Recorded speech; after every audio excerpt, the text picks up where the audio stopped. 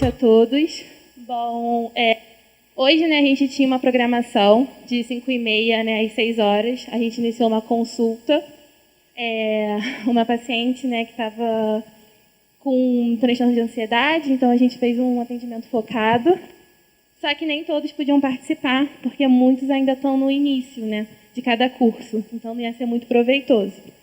Então, para que vocês entendam um pouco, né, de como é esse processo do atendimento, a gente trouxe o roteiro de anamnese, justamente a entrevista que a gente fez lá embaixo, né, com a paciente.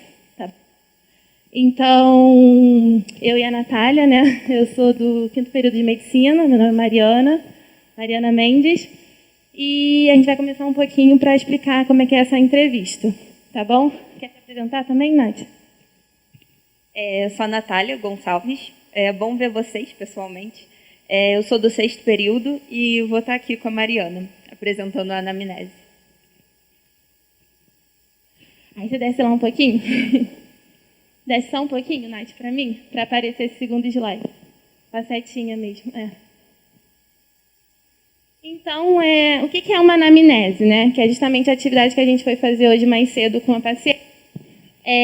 A anamnese nada mais é do que a primeira abordagem, né, que a gente vai ter com o paciente. Então, se a gente for ver um pouco até a origem da palavra, né, a anamnese vem do grego, que quer dizer aná, trazer de novo, e mnese, memória. Então, você vai fazer o paciente mesmo, né, num exercício para trazer tudo que ele possa, enfim, transmitir de informação, né, desde o caso dele, da doença atual, desde todos os aspectos que o compõem, né, como indivíduo. Então, você vai maximizar o máximo de informação que você puder colher para aquele paciente. Só que primeiro, né, você precisa entender que tem que ter um espaço, né, acolhedor, para que ele possa se sentir confortável, né, de transmitir aquela informação para vocês. E iniciar, né, a abordagem com o paciente mesmo, a sua conexão, o seu elo, né, tanto de qualquer profissional da área da saúde, né, envolvendo os médicos, nutricionistas, psicólogos, enfermeiros e o próprio paciente. Pode descer, por favor. Então, gente, só para completar o que a Mari falou, na medicina a gente tem um pilar, né? Anamnese, exame físico, exames complementares. Só que a anamnese ela é muito importante porque muitas vezes ela direciona o que você vai fazer no exame físico, o que você vai pedir de exame complementar. Porque, por exemplo, se você está com uma dor anginosa, se essa dor ela para, vai te direcionar para um pensamento. Se essa dor ela continua, vai te direcionar para outro pensamento. Então, a anamnese ela já é uma ferramenta muito importante para delimitar esse nosso raciocínio clínico. Talvez uma das mais importantes, né? Exatamente. Foi o que a Nath falou, né? Vai induzir muito por um diagnóstico. Então, primeiro a gente vai poder, né, ter essa noção de um diagnóstico e conhecer também o indivíduo que a gente está entrevistando. A anamnese ela é muito mais ampla, né? Ela pega desde a identificação do paciente, da história atual, mas também pega registros familiares, também pega registros de doenças pregressas. Só que hoje, aqui com vocês, a gente só vai focar nos 2 primeiros passos, né? Que é a identificação e a HDA, a história da doença atual. Então, a identificação são sempre esses 9 passos, que eles precisam estar preenchidos, né, no prontuário do paciente. E aí eu coloquei nome, né, ou somente as iniciais. No prontuário tem que estar o nome completo, mas para fins, né, de discussão, enfim, acadêmica de algum caso clínico, ou quando vocês querem promover esse caso para outras pessoas, né, para terceiros, a gente nunca expõe o paciente. Então, a gente sempre coloca as iniciais. A gente coloca também a idade, o biológico, a cor como ele se referencia, né? O estado civil, nacionalidade, natalidade, a profissão. E aí é importante, né, esse registro de há quanto tempo. Porque dependendo, né, ele está empregado, enfim, ele está empregado recentemente. Então, para você ter registros, né, também de como funcionava a dinâmica dele anteriormente. Então, a gente também bota, quando esse tempo é curto, né, uma profissão pregressa. E o mesmo raciocínio é para residência, né? A gente coloca também a residência atual, mas dependendo do tempo que ele reside, a gente coloca residências anteriores. E são os 9 espaços que devem estar sempre preenchidos. Parece bobeira, né? Mas até esses espaços a gente consegue ter uma noção do paciente que a gente está entrevistando, né? Se chega, por exemplo, um homem, 60 anos, negro, né? Enfim, viúvo, policial militar do Rio de Janeiro, e ele chega com uma queixa, né? Talvez de uma, enfim, cefaleia, né? Uma dor de cabeça mais posterior, a gente já pode entender que ele vive numa vulnerabilidade muito grande e que ele pode estar tendo, talvez, um pico hipertensivo, sabe? Isso já consegue dimensionar um pouco a vulnerabilidade que ele está inserido. Complementar? É bem isso que a Mari falou. Que a Mari falou, por exemplo, se a pessoa ela é, por exemplo, da região norte, se ela chega com uma ascite, que é aquele abdômen assim globoso, que tem um líquido dentro, você pode pensar numa doença hepática, mas você também pensa assim na esquistossomose, talvez, essa questão de onde a pessoa habita, o saneamento básico, ela pode afetar bastante, né, essa questão de saúde, que eu acho que até vocês já viram, né, no primeiro e segundo período, que são os determinantes de saúde e... Isso. E, bom, a partir do momento, né, que a gente já pegou a identificação do paciente, a gente vai explorar o porquê que ele está ali, né? Então, ele vai trazer a queixa principal, e é sempre importante colocar nas letras das palavras do paciente, né? Nós nunca fechamos um diagnóstico, a gente coloca como ele relatou a queixa. Então, a partir do momento que ele dá a queixa principal, a gente vai começar a explorar, né, os sintomas dele. Então, sempre vai ter, né, início, o meio, né, que é a evolução do paciente, como é que ele evoluiu com esses sintomas, e o fim, né, que na verdade é como ele chegou ali para você, né, que não caracteriza muito um fim.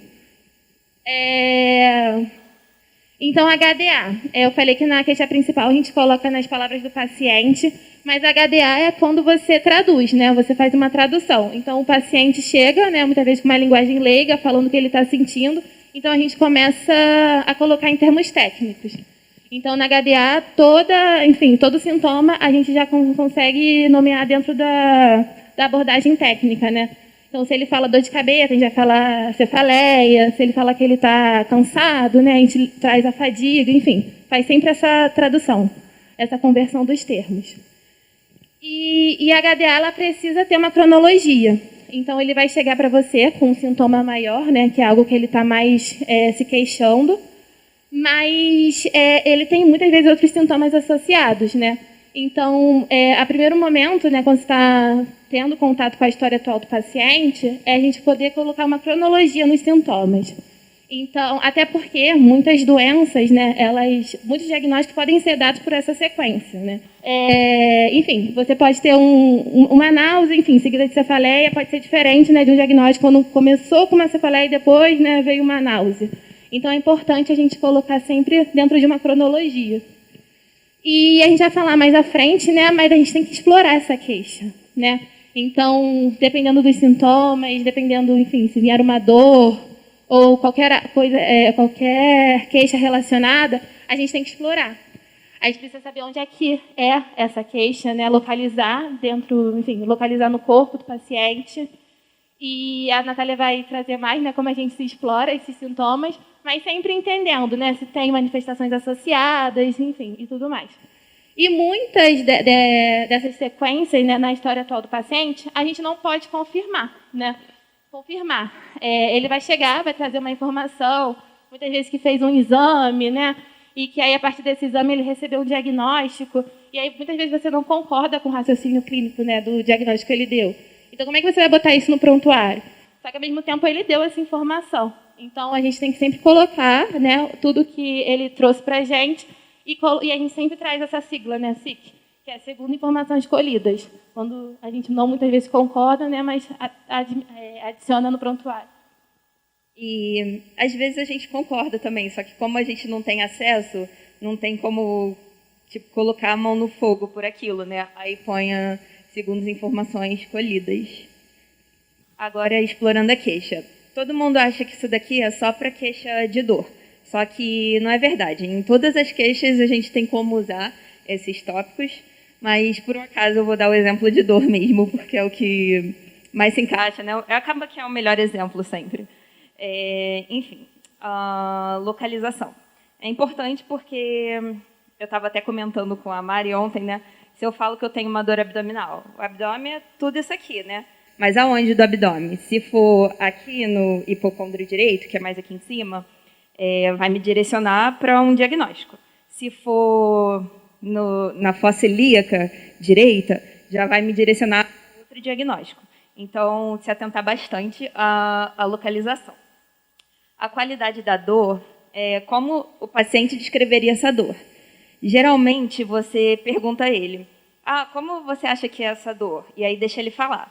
Se ele não souber explicar e tal, aí você dá o cardápio das dores, né? Que seria dor em pontada, dor em cólica, dor em queimação, dor em aperto, que é muito comum do infarto. Em relação à intensidade. A gente usa algumas escalas, né, de intensidade. Tem aquela do 1 ao 10, aí você tem que falar que no 1 é tipo, a pessoa está muito bem, está ótima, e no 10 está com uma dor insuportável, não consegue nem respirar direito, mal consegue falar. E estava falando com a Mari também que tem aquela escala do bonequinho, que você não conseguiu colocar, né? Que mostra tipo, o quanto a pessoa está sentindo de dor. E tem gente que usa, por exemplo, fraca intensidade, média intensidade, forte intensidade. E aí é importante para a gente saber a urgência, né, daquele quadro, digamos assim. O tempo ou a duração. Isso é importante porque alguns sintomas e alguns sinais, eles vêm e eles vão embora, que é o que a gente chama de intermitente. E tem uns que eles vêm e eles continuam. Aí, usando o exemplo de dor no peito, né, que seria a dor anginosa, no infarto, quando essa dor vem, ela vem e fica, ela não vai embora. Aí seria uma coisa contínua.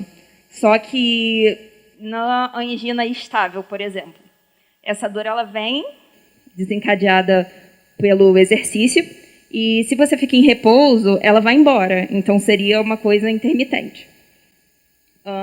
A forma de início.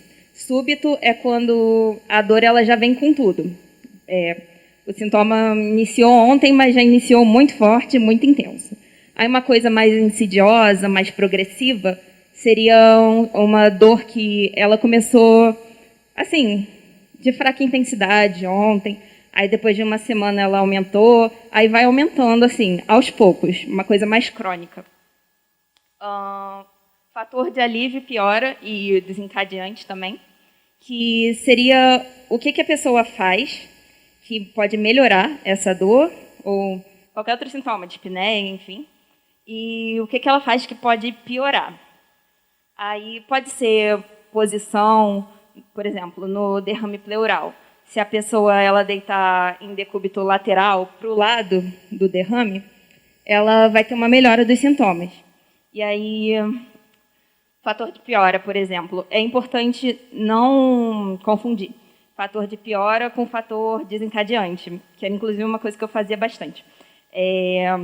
O fator desencadeante é aquilo que desencadeia o sintoma. E o fator de piora é aquilo que o sintoma já está presente e ele piora ainda mais. Então, agora os sintomas associados, que a Mari falou, eles são muito importantes porque eles podem delimitar o diagnóstico, né? Deixa eu usar um exemplo. A dispneia. A dispneia, junto com hemoptise, que seria liberação de sangue, pode te direcionar para um diagnóstico. Agora, uma dispneia que inicia assim à noite, que se chama dispneia paroxística noturna, que a pessoa deita e ela tem que levantar para melhorar a respiração e tal, vai te direcionar para outro diagnóstico. Então, aí é um pouco mais avançado, porque já tem que ter um raciocínio clínico, né? Para você ir colocando os diagnósticos, principal, diferencial. E radiação é bem específico da dor mesmo, porque algumas dores elas podem irradiar. Isso aí é importante também para fazer um diagnóstico diferencial. e também, às vezes, para saber o quanto está avançado, né, já aquela patologia. Aí a gente montou aqui um caso para vocês. Essas duas primeiras linhas, a identificação. Aí MFM, só as iniciais, né? Sexo masculino, 62 anos, aposentado há 5 anos, brasileiro, natural e residente de Tocantins, Palmas, desde o nascimento. Aí agora vai começar a HDA. Paciente diagnosticado há 20 anos com hipertensão arterial sistêmica e há 10 anos com diabetes mellitus tipo 2. Procurou o hospital de urgência de Palmas com queixas de forte dor no peito. A dor é em aperto, em região precordial, que iniciou há 10 dias, com uma piora progressiva, ou seja, é aquele insidioso que eu falei, e é agravado após moderado esforço físico, como caminhar 2 quarteirões planos ou subir 2 lances de escadas, e dura pouco tempo, com melhora após o repouso. No momento da consulta, a intensidade é 8, na escala de 0 a 10, e o paciente referiu apresentar também desconforto em região dorsal e membro superior esquerdo. Refere ainda que sente palpitações, náuseas e tonturas, que seriam os sintomas associados. Agora, a professora vai falar um pouco, né, da fisiopata? Isso, né, eu acho que aqui a gente consegue ver mais ou menos onde todos os pontos que a gente citou que teria, né, tá na estrutura de uma anamnese, uma HDA, né, a anamnese é muito mais extensa, mas acho que deu para vocês verem os tópicos, né. E aí a professora Márcia vai falar um pouco da fisiopatologia desses sintomas. Né, professora?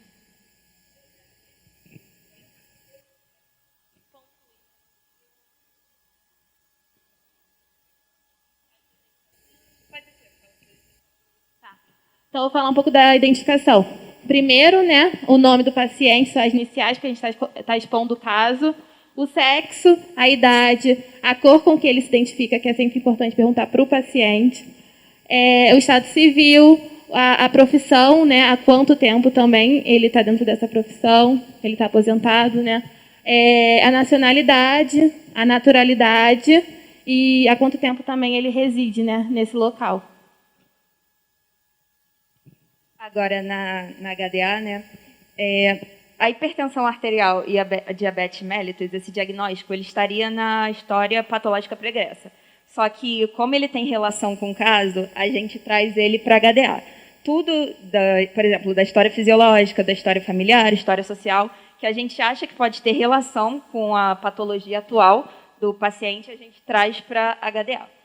Então, a queixa principal é forte dor no peito.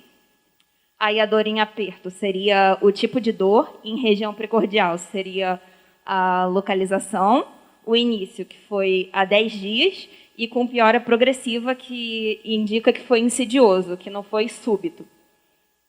E como fator de piora é o esforço físico, que seria esse caminhar aí, 2 quarteirões, a duração do sintoma, que dura pouco tempo, e o fator de melhora, que é o repouso.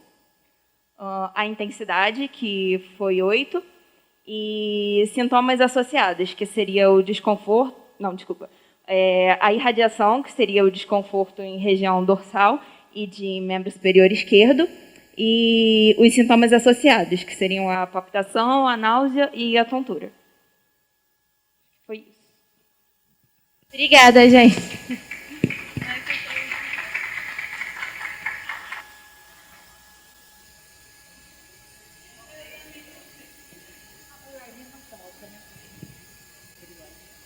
Primeiro, eu gostaria de parabenizar a apresentação, o preparo, o estudo das meninas, explicando a anamnese. Isso é uma coisa que a gente vai pegando aos poucos, né? E a semiotécnica, ela está diretamente relacionada à fisiologia e à fisiopatologia, por isso elas estão mostrando para vocês. E a gente só aprende fazendo, tá? Não adianta... vou dar um exemplo muito bobinho, mas ele é muito útil. Não adianta, vocês que moram fora de casa, né, a maioria, você não sabe fazer ovo se eu explicar como é que faz um ovo frito.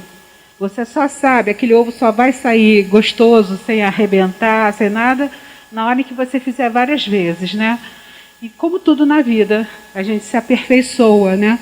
Então, a anamnese é a mesma coisa. A gente mostra, exemplifica para a pessoa ir captando o espírito da coisa, mas só quando vocês fizerem. E quando vocês fizerem, vocês vão estar, num primeiro momento, entrando em contato e se apropriando dos termos e da cronologia. Num outro momento, vocês vão estar entendendo a fisiopatologia. Então, essa fisiopatologia que vocês buscam na liga, vocês veem aplicada na anamnese. Então, vocês vão vendo o desenrolar da doença de cada paciente, como é que ele fez como ele desencadeou esse adoecimento, quais são os fatores de risco que pioram aquilo ou que protegem para que tenha um desfecho melhor, né? Então, isso a gente está sempre refazendo, a gente não repete, porque cada pessoa é um universo diferente, né?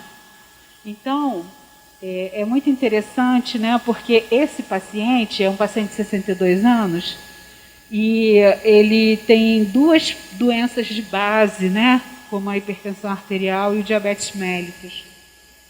A hipertensão arterial é uma doença que compromete o ventrículo esquerdo, né? E quando ela não é adequadamente tratada, e aí o tratado não é só uma questão medicamentosa, a pessoa não se alimenta corretamente, ela é sedentária, enfim, ela usa tabaco, então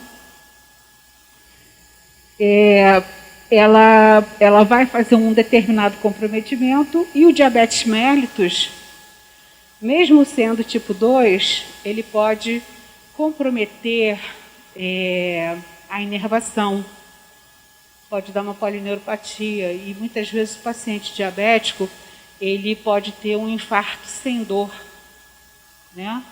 E normalmente quem tem esse infarto sem dor é um paciente mais grave, com a polineuropatia já desenvolvida, e em geral é um paciente que é insulino dependente. Mas nós temos visto pacientes obesos que fazem comprometimento periférico, né? Com resistência insulínica, né? Então, eles também complicam, né? Então, é muito comum essa associação do diabetes mellitus com a hipertensão arterial como doenças separadas. E a gente precisa colher a história porque existe uma síndrome chamada síndrome plurimetabólica, onde eles estão todos relacionados, não são doenças diferentes, eles estão encadeados. Bom, então, aqui tem uma dor típica, né, que iniciou insidiosa, foi piorando progressivamente, foi agravada com exercício e melhorando com repouso, né? Já chegou, quando ele chegou a procurar assistência médica, já estava numa intensidade de 8 em 10, ou seja, uma alta intensidade, né? Que é uma coisa assim que a gente evita sempre ao máximo que o paciente procure nessa condição, porque aqui é mais difícil da gente abordar esse paciente, né? E ele pode ter complicações sérias, né? Porque se ele já vem fazendo, dentro da fisiopatologia, uma isquemia coronariana, quando ele chega aqui, ele já está infartado e muitas vezes está com uma necrose extensa e pode desenvolver uma insuficiência cardíaca grave. Primeiro, insuficiência ventricular, né, à esquerda. Então, aqui ele já começa a mostrar que ele está com uma evolução pior, né, dessa dor, que ele ficou 10 dias sentindo, sem procurar assistência médica, porque é uma dor que começou a caminhar para o dorso, veio para o dorso e membro superior esquerdo, né? Aqui é muito importante, todas as vezes em que o paciente tiver uma irradiação de dor, a gente tem que descrever muito bem. E principalmente dor precordial, porque uma dor precordial pode ser de coluna, é o diagnóstico diferencial, um dos diagnósticos diferenciais. Então, essa dor na coluna, normalmente, ela vai por fora. É uma dor lateral. E todas as vezes que o paciente tiver uma dor precordial que vai para o braço, a gente tem que dizer se ela é medial. Ela caminha por aqui, tá bom? Ajuda no diagnóstico diferencial. Então, a fisiopatologia da dor é isquêmica, né? Por isso caracteriza a insuficiência coronariana aguda ou crônica agudizada. Esse senhor, 62 anos, ele possivelmente tem uma insuficiência coronariana crônica que agudizou, tá bom? Então, aqui nessa história, o que é importante? É importante que ele é preto, é importante que ele começou com essa dor, que ele é hipertenso e diabético, e começou com uma dor que não foi tão característica. Eu não sei se é porque ele já é o que eu vou ter que investigar na história e depois nos exames. Não sei se ele tem uma insuficiência coronariana exacerbada por uma dislipidemia. Então, eu tenho que saber quais são os hábitos alimentares dele, tenho que saber se ele fuma, né? Todo paciente que está infartando, a principal causa de infarto agudo do miocárdio é o cigarro, né? Então, a gente tem que saber se ele fuma, quanto que ele fuma. E aqui elas trouxeram uma coisa muito importante, que está falando que o paciente está evoluindo mal, porque na revisão de sistemas, a revisão de sistemas ela vai ser incorporada na história da doença atual que elas fizeram, quando o sintoma, outros sintomas estiverem dentro da mesma cronologia. Qual é a cronologia desse paciente? Quando ele começou a ficar doente aqui?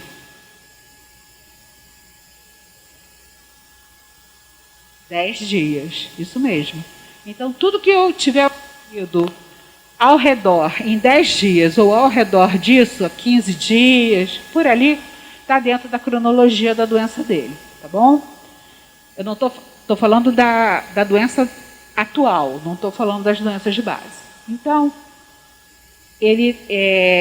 a revisão de sistemas, a gente sempre pergunta ao paciente se ele sentiu alguma outra coisa. Aqui, essa história de doença cardiovascular, mas a gente sempre procura saber como estão os outros aparelhos e sistemas, né? Então, o que elas trouxeram dessa revisão de sistemas? E nesse período ele passou a ter palpitação. Palpitações, elas indicam, sugerem, evidenciam arritmia cardíaca. Então, é um paciente que pode ter morte súbita. Náuseas e tonteiras, né? As tonteiras, a náusea é pela má irrigação sanguínea periférica. As tonteiras também, ele não está com não está chegando um bom suprimento de sangue e nem uma boa oxigenação. Então, nós temos um paciente que a gente já entendeu pelo tipo de dor dele, pelo tempo que ele ficou sentindo dor, 10 dias, que ele está necrosando, ele está evoluindo. E se ele está fazendo baixo débito cardíaco, pela falência cardíaca, ele está fazendo as manifestações periféricas do ventrículo para frente, poderia estar fazendo as manifestações para trás, retrógradas, que são congestivas. Então, aqui nessa história seria importante negar tosse, dispneia, cianose, né? Mas essas palpitações são importantes porque estão falando que essa necrose está mexendo na condução elétrica do coração, né? Distúrbio elétrico. Então, ele é um paciente que parece estar complicado, tá bom? Então, é muito, muito importante aqui só uma observação. Aqui, a gente, assim como elas puxaram essas queixas, da revisão dos sistemas, aqui é de fundamental importância colocar ao final da história o fator de risco. Se ele afirma tabagismo, o que é que ele fuma, quanto que ele fuma, quanto tempo, né? Ou se ele se expõe a algum tipo de poeira. Por exemplo, eu já vi, aqui no Santa Teresa, eu já vi um policial, guarda de trânsito, que ele trabalhava ali na Central do Brasil, na Avenida Presidente Vargas, e ele nunca fumou, mas ele respirou aquela fumaça anos e anos ali, trabalhando como guarda de trânsito. Ele infartou e ele fez um infarto atípico, ele fez um infarto intestinal, ele fez angina, essa dor aqui em aperto, ele fez abdominal. Ele fez uma angina abdominal, fez um infarto mesentérico. Internou aqui, tirou metros e metros de intestino necrosado. Então, a causa principal é o tabagismo. Mas tudo que seja fumaça, seja fumo, pode levar a esse comprometimento. Lembrando sempre que, nesse caso, esse senhor ainda tem diabetes mellitus, que é uma doença que compromete grandes vasos e pequenos vasos. Faz lesão de vaso vasórum e vaso nervorum, lesões histológicas e histopatológicas. Então, assim, por que as meninas elegeram mostrar para vocês uma história de infarto agudo do miocárdio? Porque ela é uma história, assim, bem objetiva, é uma história que todo mundo já ouviu falar, né? É uma história que o paciente costuma ter uma dor com sensação de morte iminente. E ela é uma história objetiva, mas ela precisa estar muito bem feita. Então é diferente de um paciente crônico que conta que teve há 20 anos um AVE, um acidente vascular encefálico, que vai, entendeu? É um outro tipo de história.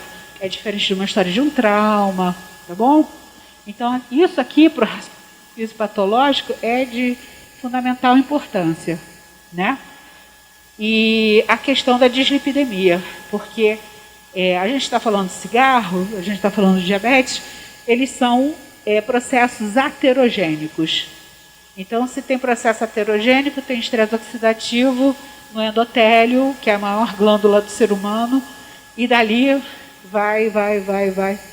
E aqui esse paciente, fazendo uma IVE, essa tonteira aqui, que está anunciando que tem um baixo débito, né, ele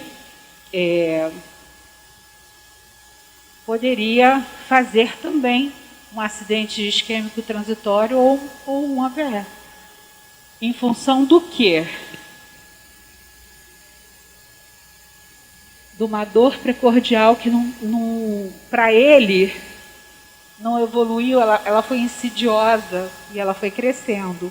Então ele não correu logo para assistência médica. E aí tem uma coisa super importante. Um paciente desse, que já faz tratamento, que tem suas medicações, né? Que tem que aparecer aqui as medicações que ele toma, já que ele tem um diagnóstico prévio de hipertensão e diabetes, e saber se ele faz a dieta adequadamente.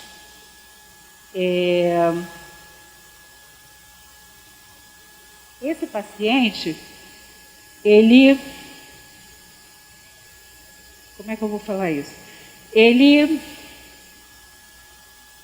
Se você entende que a fisiopatologia do diabetes mellitus vai passar pela lesão da inervação, tanto periférica quanto central, no ambulatório, no postinho de saúde, na visita domiciliar, você, sem apavorar o paciente, você precisa orientar. Se o senhor sentir uma dor diferente, se o senhor observar está dormente, se o senhor observar alguma outra coisa, a gente tem que orientar para que não aconteça isso. Que essa aqui é uma dor atípica.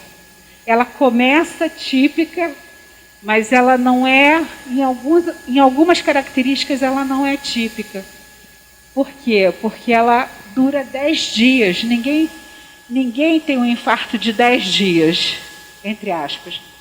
Então, a dor do infarto é uma dor com sensação de morte iminente. Então, é de alta intensidade. 8, 9, 10 cruzes em 10. Se ele não tem essa dor, e se ele leva 10 dias, esse é um paciente muito mais grave, porque ele não tem, ele tem lesão de sensibilidade. Então, a gente não tem uma informação adequada, mesmo ele sendo diabético tipo 2. Entendeu? A gente vê mais isso no paciente diabético tipo 1. Só que tem a predisposição genética que soma. Então, possivelmente esse senhor teve essa predisposição. Isso só olhando isso, a gente não está vendo a anamnese completa. Então, esse é um paciente muito mais grave, ele já começou grave, essa dor não é uma dor típica, ela vai típica até um ponto, depois ela modifica, a fisiopatologia dele é muito mais séria. E o fato dele ter necrosado é uma coisa que, inclusive, pode vir a impossibilitar uma intervenção cirúrgica, um procedimento de revascularização miocárdica. Porque quando você vai fazer a revascularização miocárdica, uma ponte safena, uma ponte mamária, você precisa do músculo íntegro. E um músculo necrosado, com um paciente que está fazendo baixo débito, fica difícil até de botar no centro cirúrgico. Tá bom? Então, o mais importante que a gente tira aqui é desse cuidado que a gente tem que ter com a anamnese, principalmente na atenção básica, porque lá ele ainda não complicou, entenderam? Isso tudo tem repercussões para a vida dele, tem repercussões para a família dele, para o chefe dele, tem repercussões para toda a sociedade, né? E também para o sistema de saúde, né? Porque um paciente que complica é um paciente que é muito mais oneroso. Né? Estão concordando, né? Não é uma falta de humanidade que eu estou falando, não, é ao contrário. Né? Se você faz essa prevenção, essa orientação, essa educação, você atinge a outros objetivos, né? E aí, outra coisa muito importante, só para terminar, uma coisa muito importante é que para todo paciente que esteja infartando ou que esteja passando mal, a gente sempre pergunta, dentre os fatores desencadeantes, tem os óbvios e tem aqueles que não são óbvios, né? Os fatores emocionais. Então, a gente sempre pergunta se teve alguma emoção forte. Não precisa ser emoção ruim. Eu já vi um senhor que infartou de alegria, porque ele tinha já doença coronariana que ele não sabia. Aí nasceu o neto, ele ficou feliz, ele infartou. Então, assim, grandes emoções, né? Que aí libera adrenalina, faz vasoconstrição, catecolaminas à vontade. E aí, de repente, a pessoa tem aquele pico, né? Ou pico hipertensivo, ou aquela congestão circulatória, né? Então, a gente sempre pergunta para quem tem broncoespasmo, para quem tem epigastralgia, para todo paciente a gente pergunta se tem um componente, se tem alguma coisa que ele se lembra que possa ser um componente emocional. E aí também você fica quieto, porque tem coisas que eles nunca vão falar para a gente, que a gente não tem condição de adivinhar. Tem outras coisas que eles contam, né? Mas tem outras que eles nunca contam. Então a gente não tem condição de... A gente sabe, percebe, mas não tem coisas que a gente não tem como... Isso é só ao longo do tempo com a relação médico-paciente, né? Jaqueline, quer falar alguma coisa?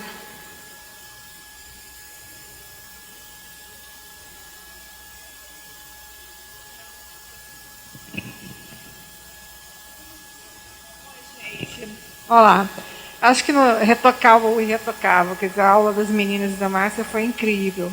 Agora, lembra que, como ela falou, né, a prática vai fazer perfeito. Quanto mais você treinar e não se... Cada dia, cada paciente desse vai te ensinar uma coisa nova.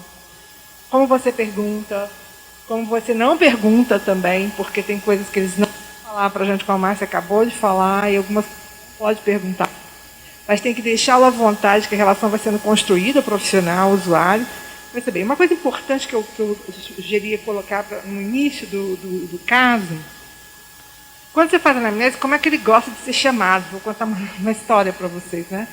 Porque às vezes o nome que o paciente ele usa, né, o nome escrito, o nome registro, não é o nome que ele usa no dia a dia com a família, com os colegas, com as pessoas que ele tem aquele afeto. Vou dizer uma história engraçada para vocês, quase tragicômica. Eu estou lá no consultório, no hospital, no hospital escolar no Rio, atendendo, fazendo consulta de enfermagem, eu sou enfermeira, e eu estou lá. Chamei Dona Maria Mascarenhas, não veio Dona Maria Mascarenhas e veio próximo, e eu vou atendendo, fazendo revisão, eu sou da geriatria e da saúde mental. E nada, eu falei, essa senhora está na casa, porque eu estava fazendo a revisão de saúde dela, para ver se tinha alguma intercorrência para encaminhar ou não para o geriatra. E aí, ela está na casa, porque o cartão está aqui. Ela chegou, o prontuário foi retirado naquela prontuário de papel, que agora eles estão acabando, a gente vai trabalhar tudo em médio técnico daqui para frente.